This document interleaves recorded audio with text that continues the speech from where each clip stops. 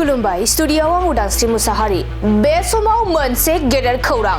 भारतआ बेसे गोहोगोरा बेखौ पाकिस्ताननो दिन्थिदों मोनसेल' नङा मोनबा फाइटार जेटफोरा गंगा एक्सप्रेसवेआव लेन्ड खालामदों नंगौ भारतारि अख्रां सानथ्रि हानजाया गावसोरनि गोहोखौ पाकिस्ताननो दिन्थिदों मोनसे मोननैल' नङा भारतनि मोनबा फाइटार जेटफोरा गंगा एक्सप्रेसवेआव लेन्ड खालामदों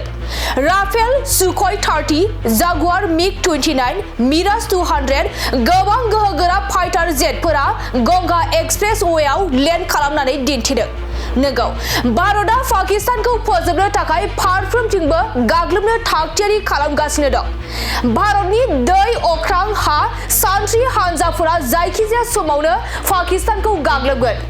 जम्मु काश्मीरनि पहलगामाव जानाय गिख्रंथाव जाथायनि फिन खिथेर होखारनो थाखाय भारतआ पाकिस्तानखौ फारफ्रोमथिंबो गाग्लोबनो थाखाय थागथियारि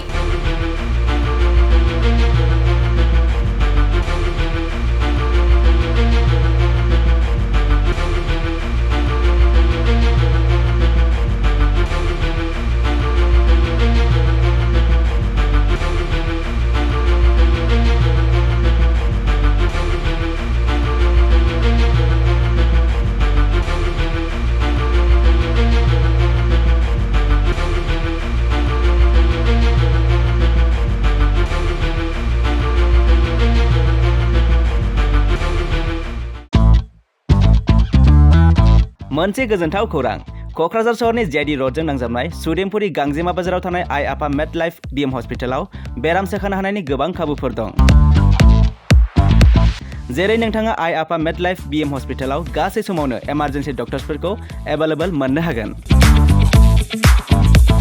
आरो बेयाव medical laboratory pharmacy paediatrics medicine gynaecology radiologist surgery dental cardiology gastroenterology urology dental x-ray play area x-ray sonography OT थामहिनबा ऑपरेटिंग थिएटर आईसीयू आरो एनआईसीयू पीआईसीयू फोरनि डक्टरफोरा एभेलेबल दं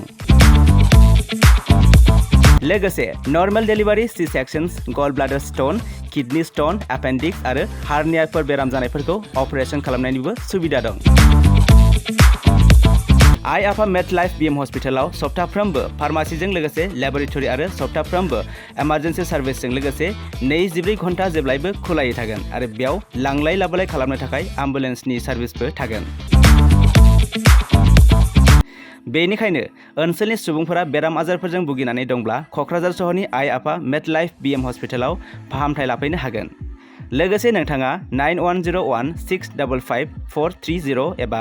8822688026 बे जानबुं नम्बरनि गेजेरजों थोंजों कल खालामना आबुङै खौरां लाहरनो हागोन